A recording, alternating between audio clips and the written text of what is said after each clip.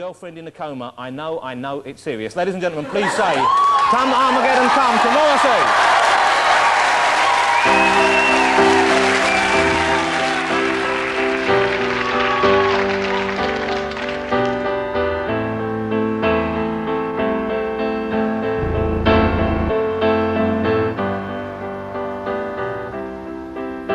I'm standing in the dark with my innocent hand on my heart. I've changed my plea. I've changed my plea to guilty. Because freedom is wasted on me. See how you're all spoiled again.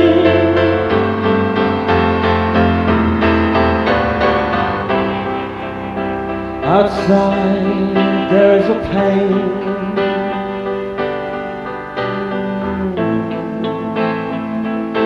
Emotional air raids exhausted my heart, and it's safer to stay inside.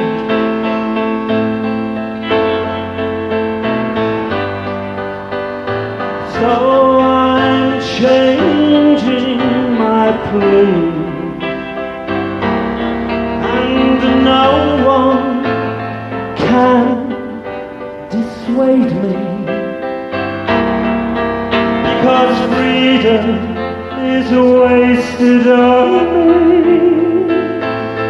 See how you're all spoiled again.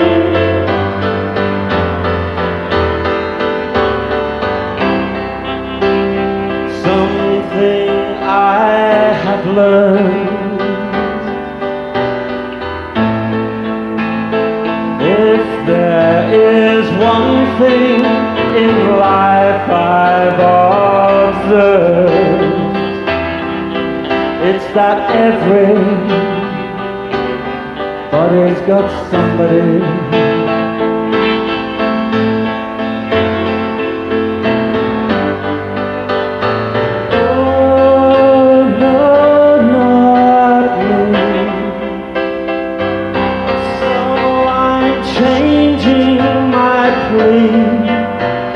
Guilty, and reason and freedom is a waste. It's not love.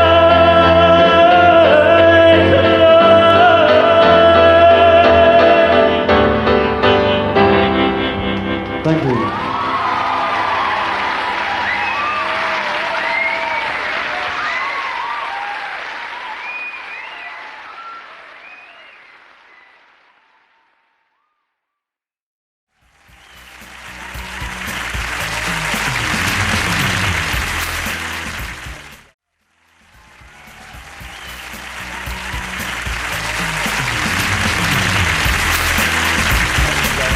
You're probably as excited as I am. It's a world exclusive. He hasn't done a TV interview like this for 17 years. It is Morrissey! Montage! Lord Stephen Patrick Morrissey. CBE, OBE, Knight of the Empire, Rule of the Free World, beloved by all. Wow, and he looks great. Doesn't Morrissey look great? Not bad, not bad. That's because he's been living in the Californian sunshine for 7 years, but still hasn't forgotten his home. Every week he gets drizzle flown over from Manchester, isn't it? Just to cheer himself down. What a green room that is. I think you know you've made it. I am the last of the famous, international playboy, the last of the famous, international playboys.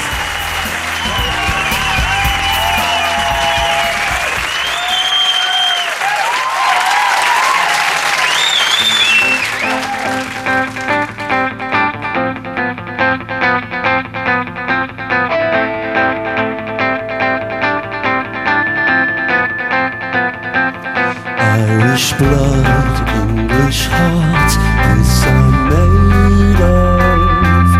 There is no one on earth I'm afraid of, and no regime can buy or sell me. I've been dreaming of a time when to be English is not to be painful, to be standing by the flag, not feeling shameful, racist or partial.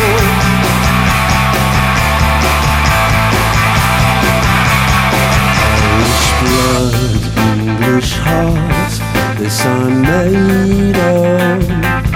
There is no one on earth I'm afraid of, and I will die with both of my hands untied. I've been dreaming of a time when the English are sick to death of Labour and Tories and spit upon the name Oliver Cromwell and denounce this royal line who still salute him and will salute him forever.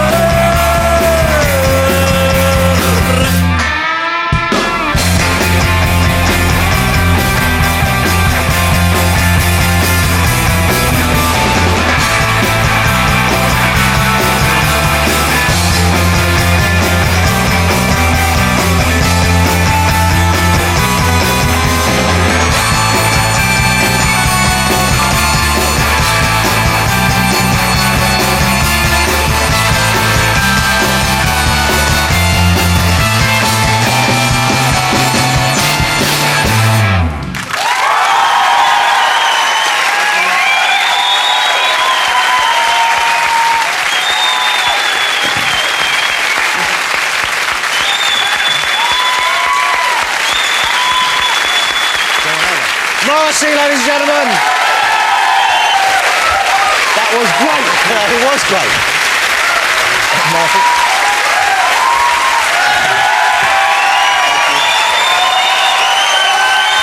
Morrissey. That did sound great. Well, not bad. Welcome home. Welcome back to England. Welcome back to the United Kingdom. Thank you. Do you miss it when you're not here? I do miss it, yes. What do you miss There's about it? certain things I miss. I miss British people, and I miss very small things and very silly things, and British television and the arts. What sort of TV do you miss then? What shows do you miss from British I television? just miss television generally, because in America, television is just for children. Oh, really? Oh, yes. Well, no, but they have some great shows. No, they don't. What about ER? Well, you've just sort of answered your own question. What the? What about West Wing? Well, exactly. That's a great show. I think you could strengthen my argument. If he was the president, we'd all be very happy, wouldn't we? Well, if anybody was the president other than, we'd be very happy. Yeah, I'm curious for that. Are you registered to vote in the US? Do you vote over here? Do you vote anywhere? I don't vote anywhere. I don't have enough faith, I'm afraid. I'm like most people in the world, I have no faith. Well, we got serious quite early, didn't we? That was my fault, I feel. Can I call you Stephen? No. What? I thought we'd become friends here, and then Yeah, now but Stephen doesn't mean friends to me. Does it not? Does it not? No. Stephen.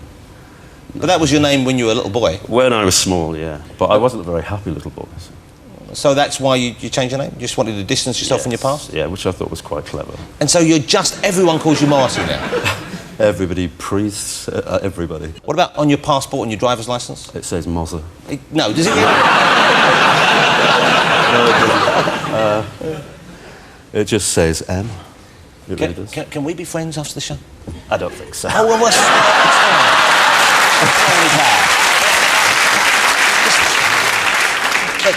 why not? Well, You have so many friends. But no, but yeah, and you don't have enough, so I'm going to share with you. But also, you have Oscar Wilde's haircut. What's wrong with that? You see, I have a bone to pick with you. You're still sticking with the quiff, and let's face it, you know, that's last year's thing, man. Well, you know, when you get to my age, Jonathan, if you still have hair, it's incredible. I'm not complaining. Don't you think this tousled boyish look works for me? No, I don't. Oh. Now, Morrissey has a new album out. It's actually not out just yet. Is it next week? It's out on Monday. Ah, I'm telling you, the album is great, OK? A few people here may have heard it already. It's called You Are the Quarry, OK? It's great. It's very, very good. I think it's your best solo album. I think it is. Well, I think it's my best ever album. Well, it's fantastic. It really is. Is this your 10th solo album, I believe? I think it's about 52nd. OK, when I finished listening to it, I sat down and listened to it in its entirety. This is how good it is. I nearly cried. Well, why didn't you cry? Because it wasn't quite that good. No, because I, like most men of my age, I like to hold something back. For when? For when you're my friend. We'll talk about this later. Do you have a lot of people trying to kind of worm their way into your favour? Because you kind of, you know, seem someone who it isn't easy to get close to. Therefore, it's all the more enticing and all the more tempting to try and get close. Really? Yes. No, I've not noticed that, to be honest. Do you find it easy to let new friends into your life? No, I don't. It takes me a long time with people. I'm very slow. And do you like having new friends? I don't like people, to be honest. How many friends have you got? 7. Do you have really, seriously? 7. You do strike me as the sort of person who could name and number their friends quite clearly. Well, I have a couple of friends who I've been friends with for over 20 years. And as time goes by, they become more important to me. I get the feeling you're someone who doesn't suffer fools particularly gladly. Oh, never. I mean, it's a waste of time. So you would be quite daunting company, I would have thought. Yes, extremely, which is why lots of people don't like me. And do you never feel like, well, I'll soften it a bit tonight, I'll turn on the old Mozart charm and make them feel good? There is no Mozart charm. Oh, well, there must be some. There absolutely is not, no. There really isn't. And say when someone leaves, say you met a new person, okay? When they leave, when you shut the door, and you're relieved to be alone again, I imagine. Yes. Okay. Do you think, oh, wish I'd been a bit nicer? I don't recall ever feeling that way. Absolutely not. I mean, I just wonder what took them so long to leave. That's really the basic thought. But you see, once again, we're very similar. Yes. I can't wait for people to leave. But you love people. Yes, but only in very small bursts. And you stand before this audience and you love them and you shout to them and blah, blah, blah, blah. And it's a professional relationship we have. But you perform in front of an audience and you love the audience when they're there applauding you. And in my case, Jonathan, it's not performing. I don't perform ever. You big old liar. It's absolutely true. I don't perform. I've seen you waving your arms around and that isn't a performance. That's real. Come on. That's real life. Mozza. Oi. Jonathan. There must be moments when you think, no, I don't fancy it. I'll just fake it a bit. I've said it before, only seals perform. So you give it, it's the genuine emotion? Yes. Well, you must be exhausted at the end of a tour. Yes, absolutely. But that's nice, isn't it? What about people who work with you? What kind of relationship do you have with them then? Does that ever blur and you ever feel awkward that they want to be more friendly and you don't want to let them closer? Yeah, it's happened in the past. It has happened in the past. We're talking about a long time ago, I imagine then. No. No, recently? No, it has happened. It does become difficult sometimes. But then it ends, remarkably, when they found out what I'm really like. What are you really like then? What do you mean by that? I've got no idea. Say you're in for the evening alone, in Los Angeles where you currently live most of the time. Yes. And you don't watch TV, we've established that. Yes. What would you do with your time? What would you... Well, I do very normal things. I'd listen to music, eat, and listen to the radio. You are, I think, sorted out now, aren't you? You seem on a more even keel than previously. Well, Jonathan, as you know, it's age. Yeah. And it does quite comforting things as well as does. very distressing things. Because you're now 45 or 44? 70. I am. I think you've always been 70 inside, haven't you? No, I'm just a little bit older than you. Yeah, a tiny bit older. And I'll be honest with you, I think you only look a little bit worse than me. I think we look... But what? You've got a good physique on you. Do you work out now? No, never. You look quite muscular now. Well, I don't eat flesh. Now, you've never eaten flesh, have you? Well, I did until I was 11. So that keeps me quite healthy. No, so when you were 11, when the turning point came, I know you've talked about this, what was it that turned you off the concept of eating meat? Well, it's so cruel. And I've never heard a good argument for eating animals, ever. And you can't say, well, it tastes nice, because it doesn't until you garnish it and stick salt and pepper, you fry it, you grill it, blah, blah, blah, blah, blah. But nobody just kills an animal and eats it straight away. No, you wouldn't want to do that. Well, no, but why don't they? I think if Dale was in a hurry one night and it wasn't yet defrosted, he possibly would suck on a chicken leg or something. Yes, I think you're correct. Yeah. And there are a lot of meat eaters in the building tonight, OK? How do you know? Because I'm sure there are. Well, I'm one of them, OK? But occasionally I become vegetarian and then I'm lured back in. But you see, that's no good. That's no good. No. Now, how do you feel about people who are meat eaters? Could you have a meat eater as a friend?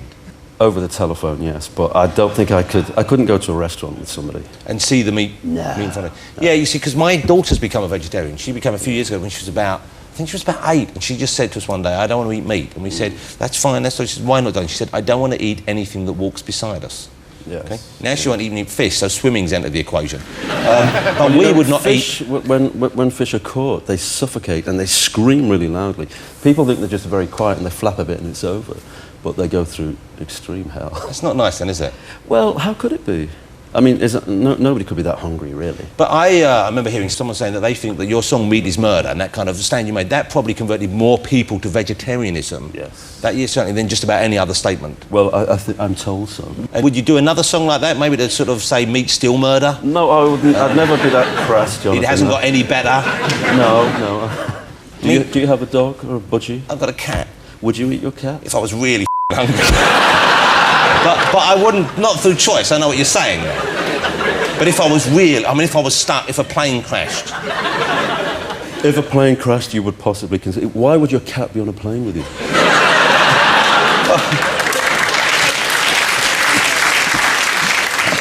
Well, logically, he might not be. I was reaching.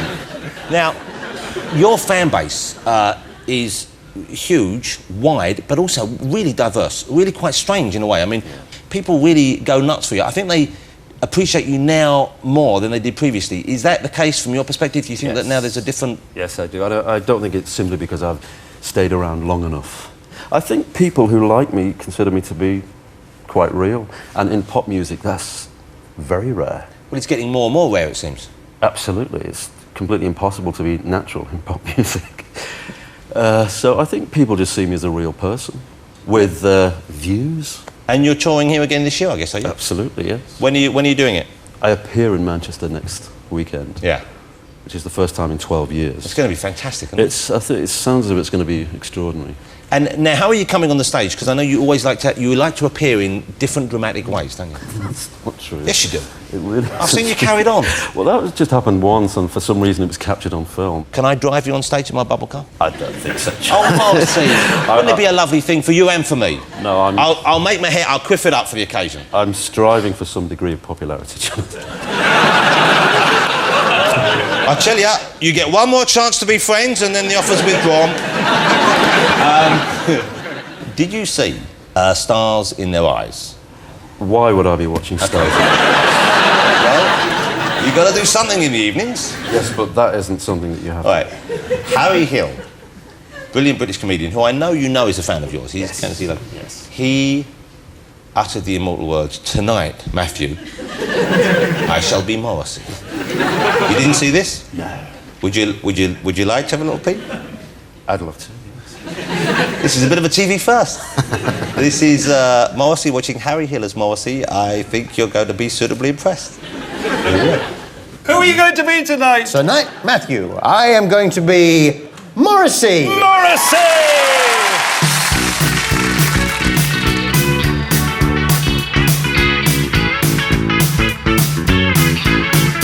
Punctured bicycle.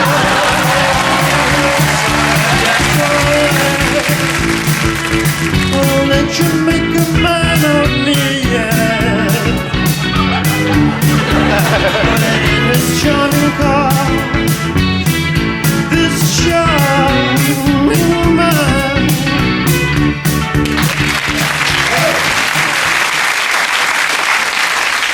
But you actually did not like that, did you? Well, I haven't been like that for 20 years. Of course not, but he was doing the kind of, you know, the old image, and I suppose it's what they thought would be the more immediate, recognisable face of Morrissey to the mums and dads, I guess. But why cater to mums and dads? Well, because that's the show. You know Stars in Your Eyes. I've heard of it, yes. We're friends now, remember? Yes. You going to come round while you're over? I might do. I might, Yeah, come round! I might borrow your wallpaper table. I've got lambs Lambs? in the garden, 2 lambs. For what? Just to, well, not to eat, don't start on that. Will they become sheep? No, they will become sheep and they'll be loved and cherished as sheep. Until they'll die of old age? Yes. Yeah, you sure? Yes! You can come in and ride them if you want. So you have lambs, you have sheep, Yeah, but I know. you tuck in every Sunday to... You see, No, that is I don't tuck in terrible. every Sunday. A lot of the time I have the vegetarian option. Because it's tastier. Hey, how do you write a song? I don't mean in a quick way, but do you, for example, you work on this new album, okay, and this was years in the coming, wasn't it? It was a few years in the coming. Yes. Do you stockpile ideas, things that tick you off, or things that you really want to talk about, or things that you've got to do, or is it kind of a more mechanical operation? You think, okay, time to write a song now? No, it's... Jonathan, I think you must realise it's never mechanical. It's never mechanical. I do feel the urge, and I constantly write, and I constantly feel the need to witness and give an account of life. And when you're writing, do you think, okay, here's an idea, here's a concept I want to deal with, or just like a couplet coming to your head, like there's some lovely, lovely kind of rhymes and ideas in this. That one about the last gang member, or the first gang member to die, and then you've got the rhyme with stars and reservoir, which is just such a clever, and you think, now, did that occur to you in advance, or you think, okay, I'm writing this now, oh, well, that's nice. No, it just all falls into place, honestly, it really does. How lucky. Well, yes, it's quite lucky, but you have lots of talent yourself. Huge amount. Well, don't smirk after you said it, don't you? Now, you're writing your autobiography. I am indeed, yes. Now, how far are you into it? How's that going? Well, I do have a few chapters left. Well, what does that mean? Is that a threat of some sort? Well, it means I have a few chapters that are still open. So you're not deciding to finish it yet, or you're still kind of deciding what to put in them? No, I just haven't had time. And you're settling old scores? Millions. Yeah, but you know you settle old scores in every album that comes out, don't you? It isn't enough. You see, this is the one thing that, yeah, I know you're asking me to be friends, but the one thing that makes me hold back is the fear that I would turn up in an album being, you know, told off a little bit, being rebuked for something, some small slight, some misunderstanding that you've carried with you and you won't get over. And it's only a minor thing like me saying, ride the lamb, you know. But it's just, life is a serious business, Jonathan. It really is. You should lighten up. How? Just relax, come round to me, we'll play tennis. So what, next Tuesday good for you? What time? 7 o'clock, my place, I'm serving sprouts. You know, sprouts scream when they're... Oh, no, they don't. Ladies and gentlemen, Morrissey's going to perform for us one more time this evening. I'm looking forward. This is going to be something very special, I believe. I don't even know what the beginning... Oh, don't be... It's not special, really. It is special. You are special. Do you not feel special? I'll just prove that it's not special. Oh, I see. You do want me to give the big build-up. Okay. Oh, go on. Morrissey's going to do something extra special for us, so I'm going to say thank you while he limbers up. So let's say thank you to Morrissey, ladies and gentlemen. The one and only Morrissey.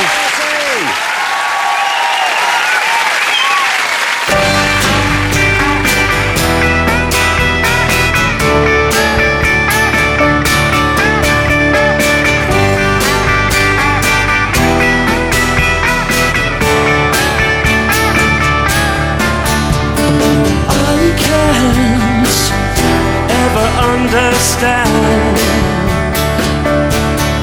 why my life has been cursed, poisoned and condemned, when I've been trying every night to hold you near me. I'm telling you, it isn't easy.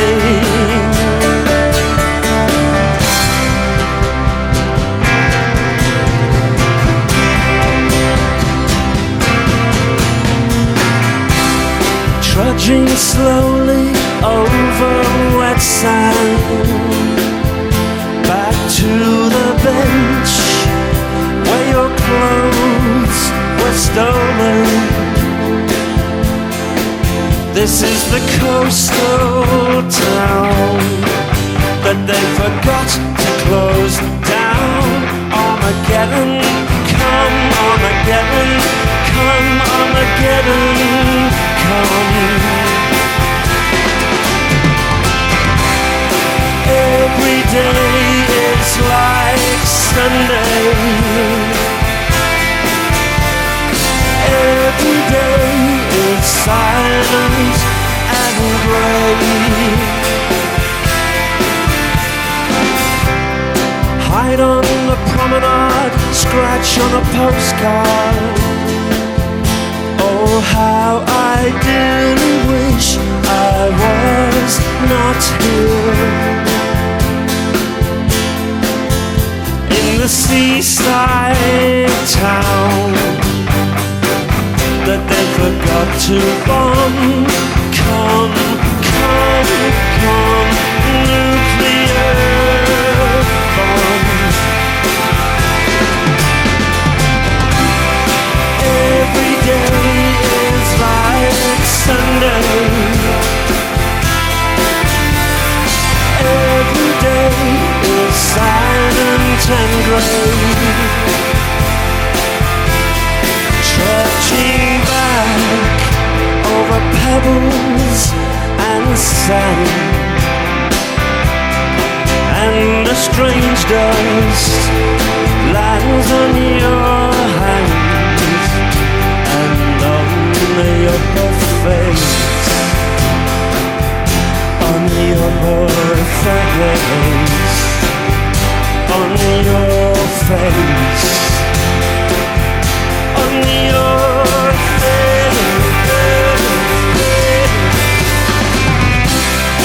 Every day is like Sunday. Win yourself a cheap tray and share some greased tea with me.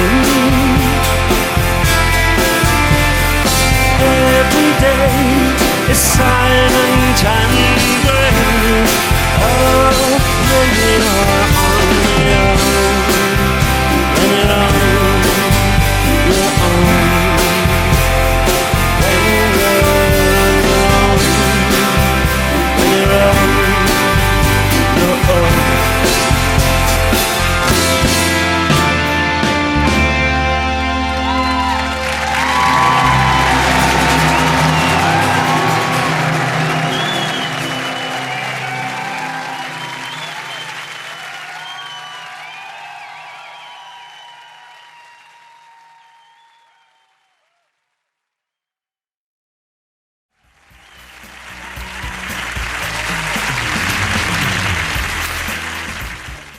Please welcome Morrissey. The